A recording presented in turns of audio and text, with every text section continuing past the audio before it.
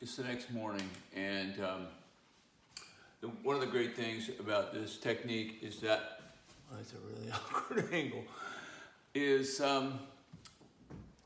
how flexible it is. It all happens in a kind of slow motion, which is really great and works around work schedules really easily. So where we left this last night was the levain, and the grains were soaking in there. Today we're going to do a couple of things. We're going to do what's called the bulk fermentation. We're going to mix these things together. We're going to add some salt, and then later today we're going to shape it. Take some salt. I'm going to put 8 grams of salt.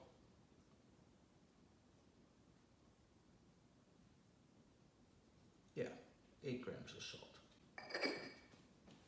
And we're going to put that in here. Like so. We're going to take this.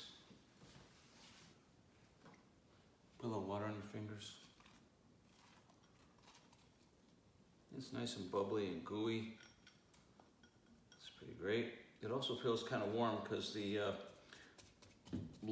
stove light in there keeps it just about the right temperature, probably about 75 degrees. Water helps. And you're just kind of pulling it up from the bottom, pushing it around, folding it over itself.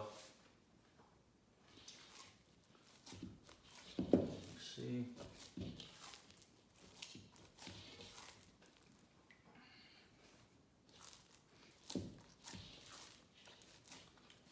The salt's being incorporated along with the levain. Get a sense of what's going on there. So I'm just grabbing a side of it, folding it over, pushing it down with my heel.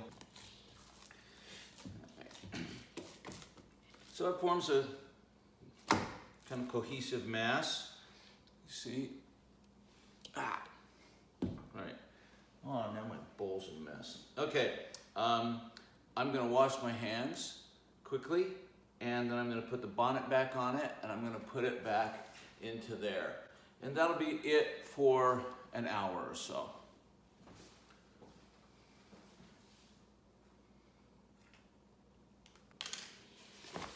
This is maybe an hour later.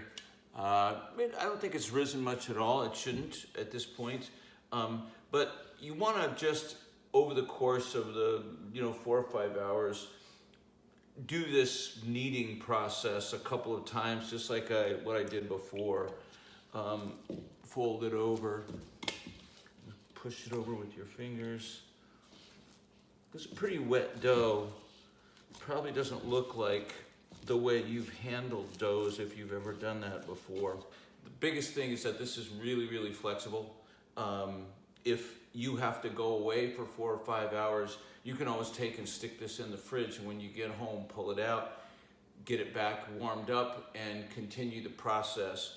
And so even though I'm doing it over the course of maybe 4 or 5 continuous hours while I run errands and stuff like that today, I've done it all different kinds of ways. And if it sits out for 4 hours, it's not a big deal. And without kneading, it's not a big deal. It all happens really slowly. And it's, for that reason, it's really flexible. Okay, that's it for that. All right, let's see where we are a couple hours later. So, you can see this grow, but it's puffed up some, and if you wet your finger and push on it, it starts to snap back. Not sure. It starts to snap back a little bit. So I'm going to do one more folding, let it sit out for another hour, and then I'm going to put it in the fridge for like 20 minutes. Okay, it's been in the fridge for a while. This little scraper thing, you just use it to scrape this up without deflating it too much.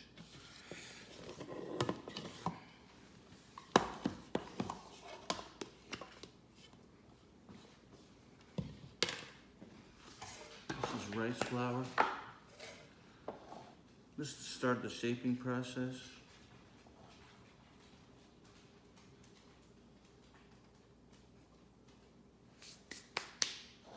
Rice flour is really helpful, stop it from sticking. This thing's really great. It's a little scraper, pastry scraper kind of thing.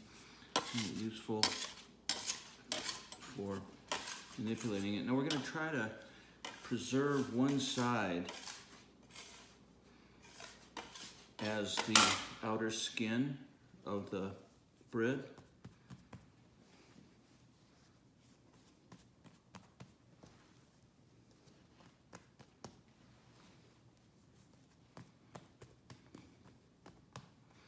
Okay, so we're going to use this bottom side here as the outer skin of the bread, the top of the bread.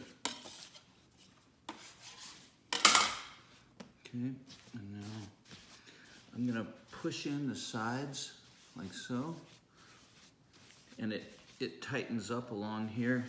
And now I'm going to let it sit on the table for 20 minutes. Okay, this is a banneton. This is sort of a proofing basket. I'm going to proof it on that. So this is the top, remember, so I'm going to flip it over.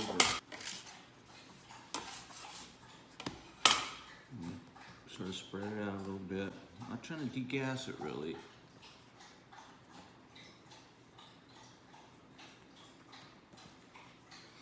Again, we're further tightening that top.